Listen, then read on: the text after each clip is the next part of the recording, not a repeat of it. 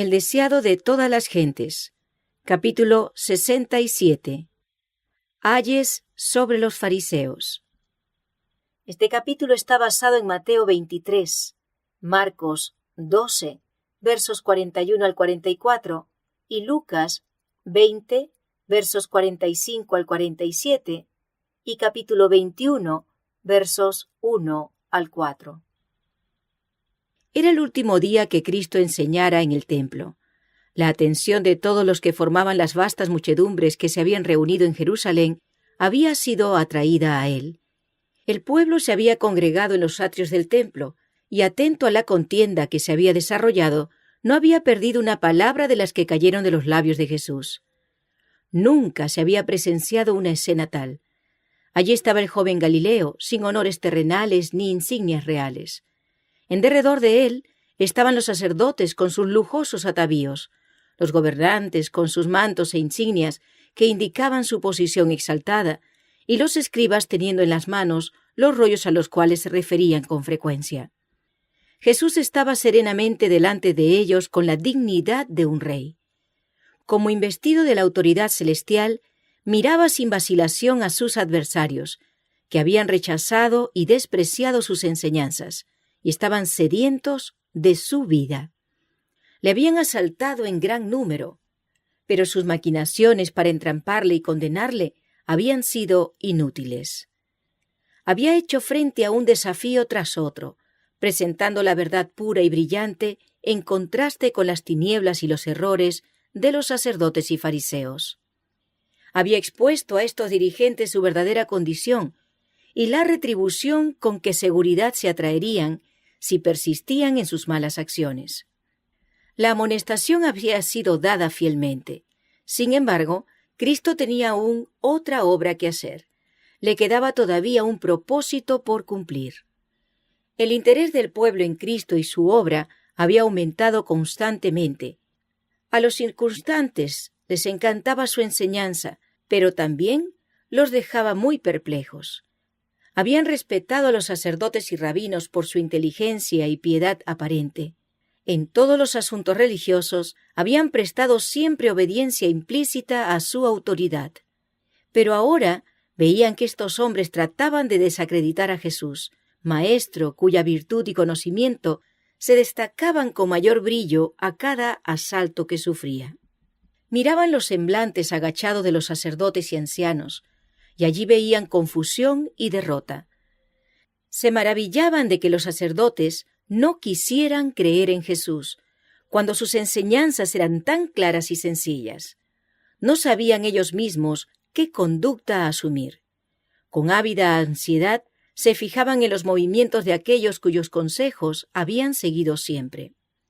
En las parábolas que Cristo había pronunciado, era su propósito amonestar a los sacerdotes e instruir a la gente que estaba dispuesta a ser enseñada. Pero era necesario hablar aún más claramente.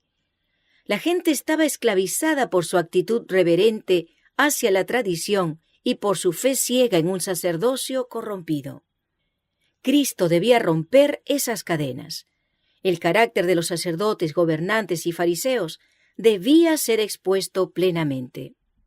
Sobre la cátedra de Moisés, dijo él, se sentaron los escribas y los fariseos. Así que todo lo que os dijeren que guardéis, guardadlo y hacedlo. Mas no hagáis conforme a sus obras, porque dicen y no hacen.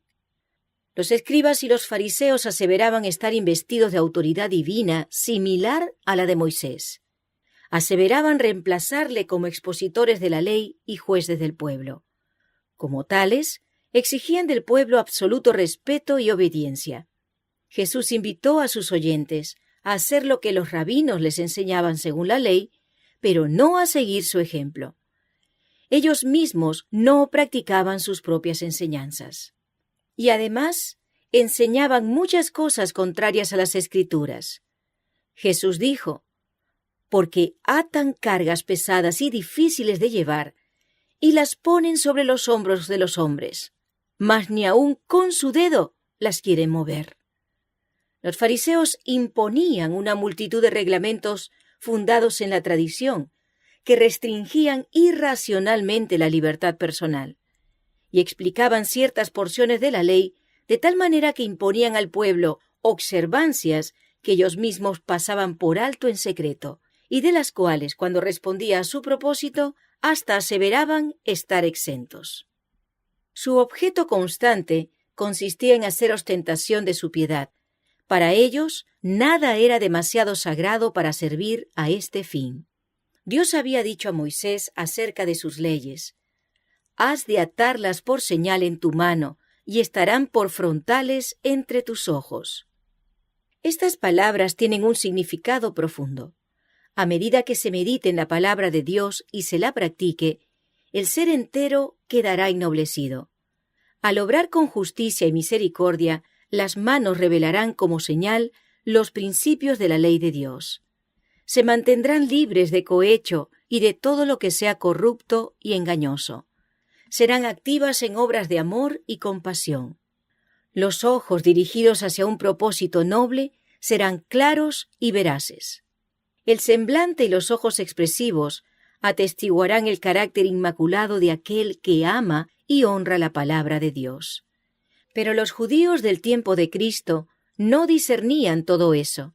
La orden dada a Moisés había sido torcida en el sentido de que los preceptos de la Escritura debían llevarse sobre la persona.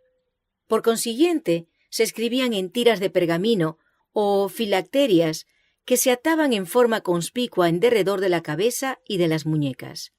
Pero esto no daba a la ley de Dios dominio más firme sobre la mente y el corazón. Se llevaban estos pergaminos simplemente como insignias para llamar la atención. Se creía que daban a quienes los llevasen un aire de devoción capaz de inspirar reverencia al pueblo.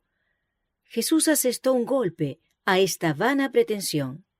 Antes, todas sus obras hacen para ser mirados de los hombres, porque ensanchan sus filacterias y extienden los flecos de sus mantos, y aman los primeros asientos en las cenas, y las primeras sillas en las sinagogas, y las salutaciones en las plazas, y ser llamados de los hombres, Rabí, Rabí. Mas vosotros no queráis ser llamados Rabí, porque uno es vuestro Maestro, el Cristo. Y todos vosotros sois hermanos. Y vuestro Padre no llaméis a nadie en la tierra, porque uno es vuestro Padre, el cual está en los cielos. Ni seáis llamados maestros, porque uno es vuestro Maestro, el Cristo. En estas claras palabras, el Salvador reveló la ambición egoísta que constantemente procuraba obtener cargos y poder, manifestando una humildad ficticia, mientras el corazón estaba lleno de avaricia y envidia. Cuando las personas eran invitadas a una fiesta, los huéspedes se sentaban de acuerdo con su jerarquía, y los que obtenían el puesto más honorable recibían la primera atención y favores especiales. Los fariseos estaban siempre maquinando para obtener estos honores. Jesús reprendió esta práctica. También reprendió la vanidad manifestada al codiciar el título de rabino o maestro. Declaró que este título no pertenecía a los hombres, sino a Cristo.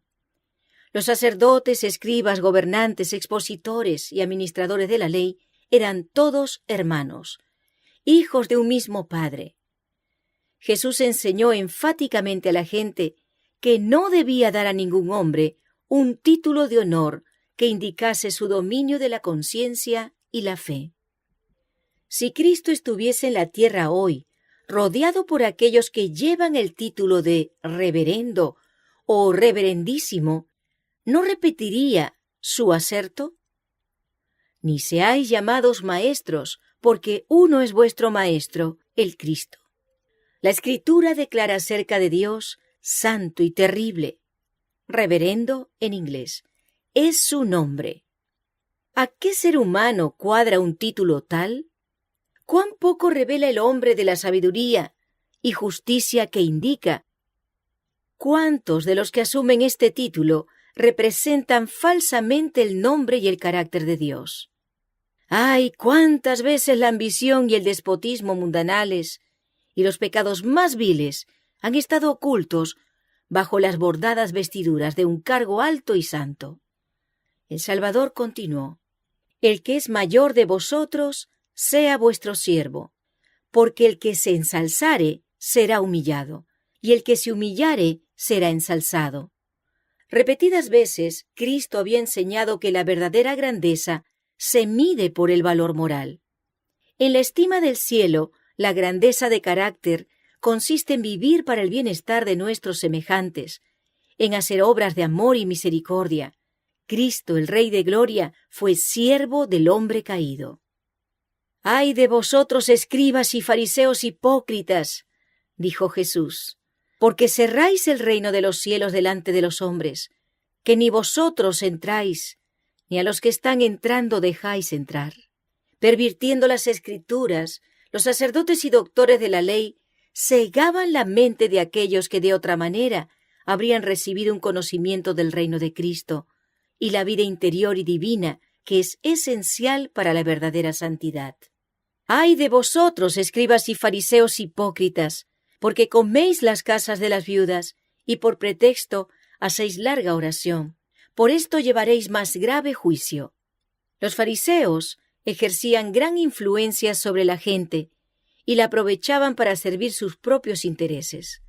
Conquistaban la confianza de viudas piadosas y les indicaban que era su deber dedicar su propiedad a fines religiosos. Habiendo conseguido el dominio de su dinero, los astutos maquinadores lo empleaban para su propio beneficio.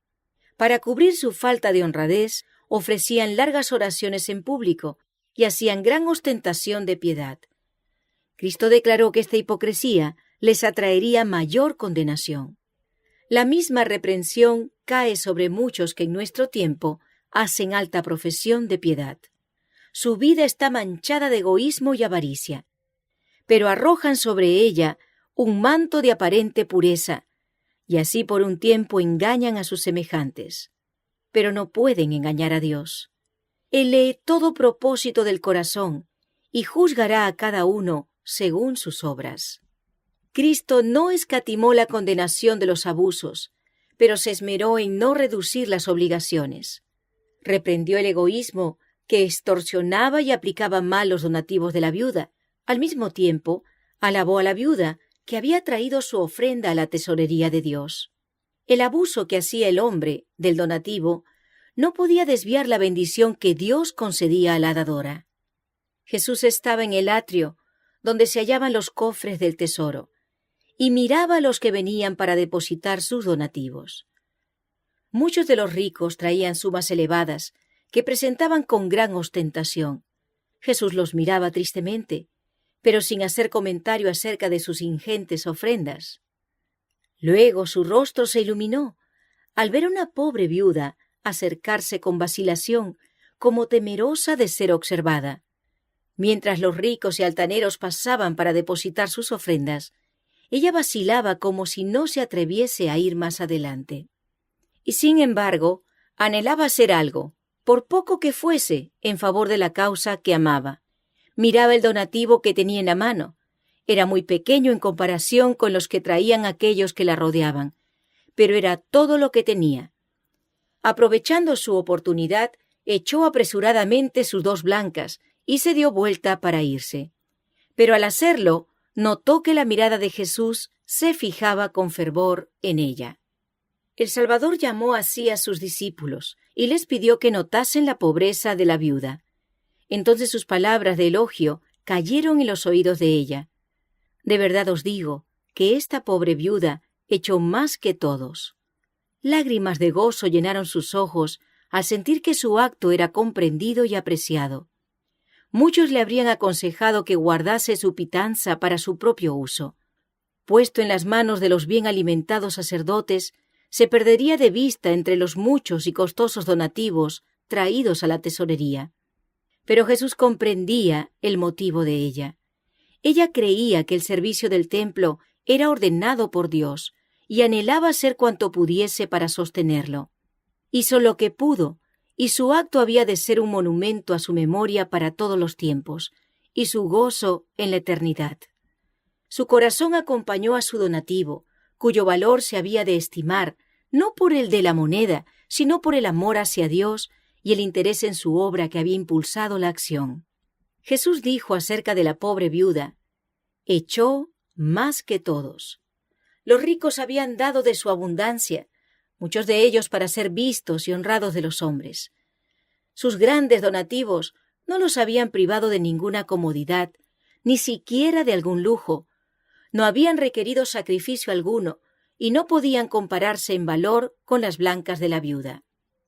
Es el motivo lo que da carácter a nuestros actos, marcándolos con ignominia o con alto valor moral. No son las cosas grandes, que todo ojo ve y que toda lengua alaba, lo que Dios tiene por más precioso. Los pequeños deberes cumplidos alegremente, los pequeños donativos dados sin ostentación, y que a los ojos humanos pueden parecer sin valor, se destacan con frecuencia más altamente a su vista. Un corazón lleno de fe y de amor es más apreciable para Dios que el don más costoso. La pobre viuda dio lo que necesitaba para vivir al dar lo poco que dio.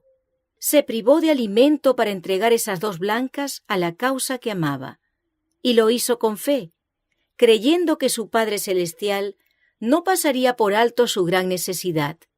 Fue este espíritu abnegado y esta fe infantil lo que mereció el elogio del Salvador. Entre los pobres hay muchos que desean demostrar su gratitud a Dios por su gracia y verdad. Anhelan participar con sus hermanos más prósperos en el sostenimiento de su servicio. Estas almas no deben ser repelidas. Permítaseles poner sus blancas en el banco del cielo. Si las dan con corazón lleno de amor por Dios, estas aparentes bagatelas llegan a ser donativos consagrados, ofrendas inestimables que Dios aprecia y bendice. Cuando Jesús dijo acerca de la viuda: echó más que todos, sus palabras expresaron la verdad no solo en cuanto al motivo, sino acerca de los resultados de su don. Las 2 blancas, que son un maravedí, han traído a la tesorería de Dios una cantidad de dinero mucho mayor que las contribuciones de aquellos judíos ricos. La influencia de ese pequeño donativo ha sido como un arroyo, pequeño en su principio, pero que se ensancha y se profundiza a medida que va fluyendo en el transcurso de los siglos. Ha contribuido de 1000 maneras al alivio de los pobres y a la difusión del Evangelio. El ejemplo de abnegación de esa mujer ha obrado y vuelto a obrar en miles de corazones en todo país, en toda época. Ha impresionado tanto a ricos como a pobres, y sus ofrendas han aumentado el valor de su donativo. La bendición de Dios sobre las blancas de la viuda ha hecho de ellas una fuente de grandes resultados. Así también sucede con cada don entregado y todo acto realizado con un sincero deseo de glorificar a Dios. Está vinculado con los propósitos de la omnipotencia. Nadie puede medir sus resultados para el bien. El Salvador continuó denunciando a los escribas y fariseos: ¡ay de vosotros, guías ciegos, que decís: cualquiera que jurare por el templo es nada, mas cualquiera que jurare por el oro del templo, deudor es! Insensatos y ciegos, porque ¿cuál es mayor, el oro o el templo que santifica el oro? Y cualquiera que jurare por el altar es nada, mas cualquiera que jurare por el presente que está sobre él, deudor es. Necios y ciegos, porque ¿cuál es mayor, el presente o el altar que santifica al presente? Los sacerdotes interpretaban los requerimientos de Dios según su propia norma falsa y estrecha.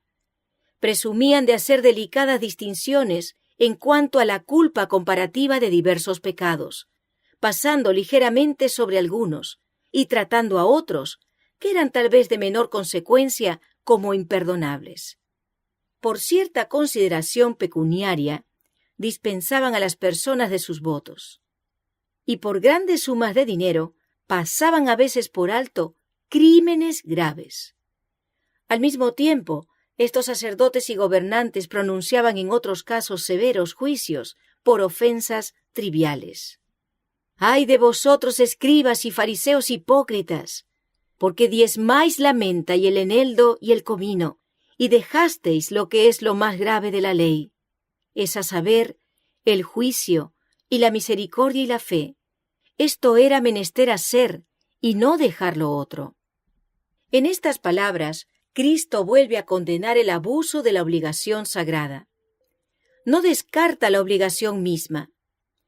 El sistema del diezmo era ordenado por Dios y había sido observado desde los tiempos más remotos. Abraham, padre de los fieles, pagó diezmo de todo lo que poseía. Los gobernantes judíos reconocían la obligación de pagar diezmo, y eso estaba bien, pero no dejaban a la gente libre para ejecutar sus propias convicciones del deber. Habían trazado reglas arbitrarias para cada caso. Los requerimientos habían llegado a ser tan complicados que era imposible cumplirlos. Nadie sabía cuándo sus obligaciones estaban satisfechas. Como Dios lo dio, el sistema era justo y razonable, pero los sacerdotes y rabinos habían hecho de él una carga pesada.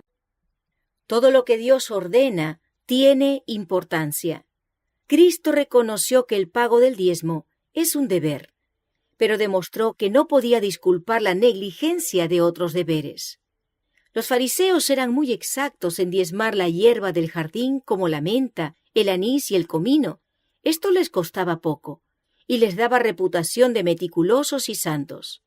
Al mismo tiempo, sus restricciones inútiles oprimían a la gente y destruían el respeto por el sistema sagrado ideado por Dios mismo. Ocupaban la mente de los hombres con distinciones triviales y apartaban su atención de las verdades esenciales. Los asuntos más graves de la ley, la justicia, la misericordia y la verdad, eran descuidados. Esto, dijo Cristo, era menester hacer y no dejar lo otro. Otras leyes habían sido pervertidas igualmente por los rabinos. En las instrucciones dadas por medio de Moisés, se prohibía comer cosa inmunda. El consumo de carne de cerdo y de ciertos otros animales estaba prohibido, porque podían llenar la sangre de impurezas y acortar la vida. Pero los fariseos no dejaban estas restricciones como Dios las había dado. Iban a extremos injustificados. Entre otras cosas, exigían a la gente que colase toda el agua que bebiese, por si acaso contuviese el menor insecto capaz de ser clasificado entre los animales inmundos. Jesús, contrastando estas exigencias triviales con la magnitud de sus pecados reales, dijo a los fariseos: «Guías ciegos, que coláis el mosquito, mas tragáis el camello». ¡Ay de vosotros, escribas y fariseos hipócritas! Porque sois semejantes a sepulcros blanqueados, que de afuera a la verdad se muestran hermosos, mas de dentro están llenos de huesos de muertos y de toda suciedad. Como la tumba blanqueada y hermosamente decorada ocultaba en su interior restos putrefactos, la santidad externa de los sacerdotes y gobernantes ocultaba iniquidad. Jesús continuó: «¡Ay de vosotros, escribas y fariseos hipócritas! Porque edificáis los sepulcros de los profetas y adornáis los monumentos de los justos, y decís: si fuéramos en los días de nuestros padres, no hubiéramos sido sus compañeros en la sangre de los profetas. Así que testimonio dais a vosotros mismos, que sois hijos de aquellos que mataron a los profetas».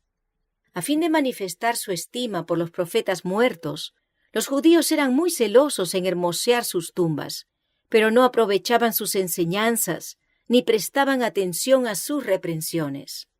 En los días de Cristo se manifestaba consideración supersticiosa hacia los lugares de descanso de los muertos, y se prodigaban grandes sumas de dinero para adornarlos.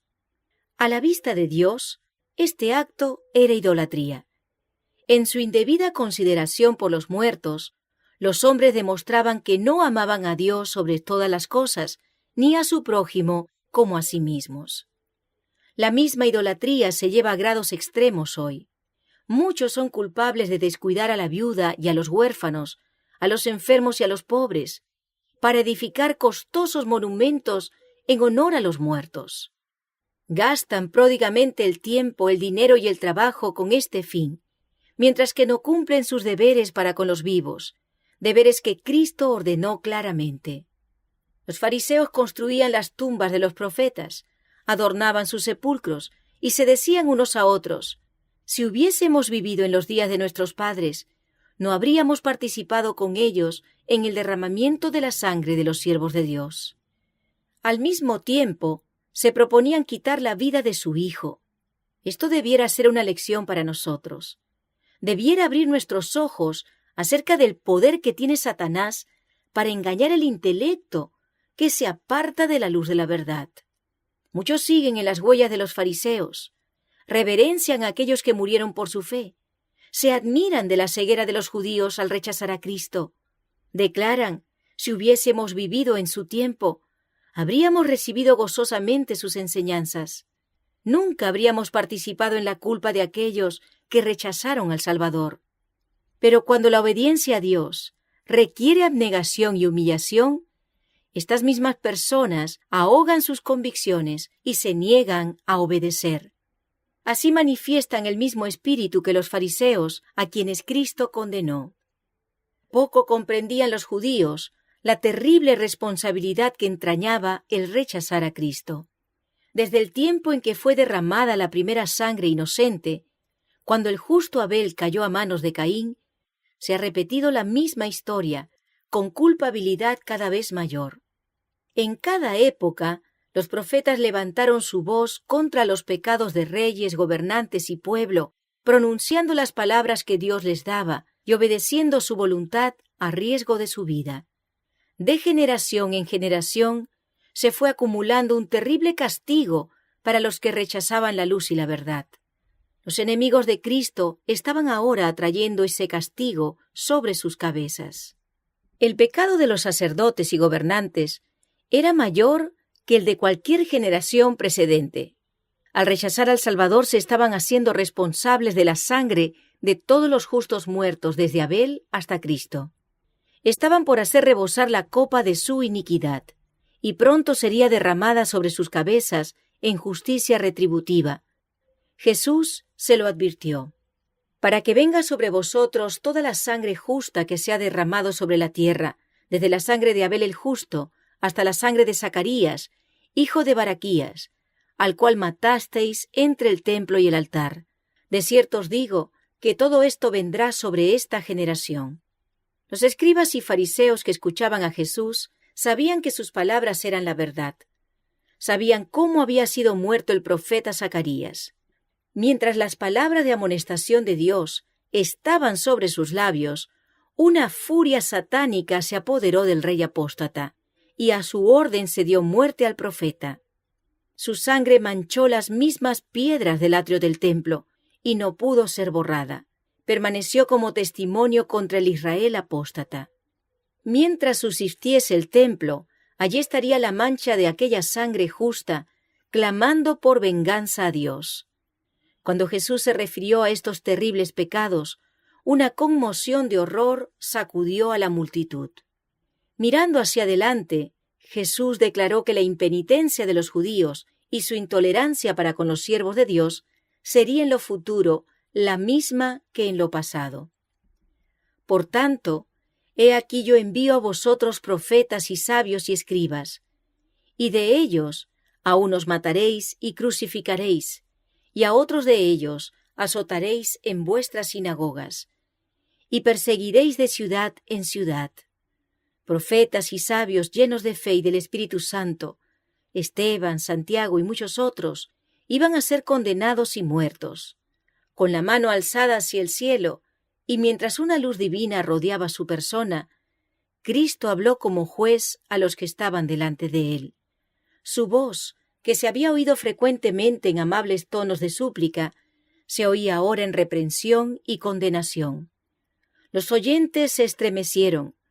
Nunca había de borrarse la impresión hecha por sus palabras y su mirada.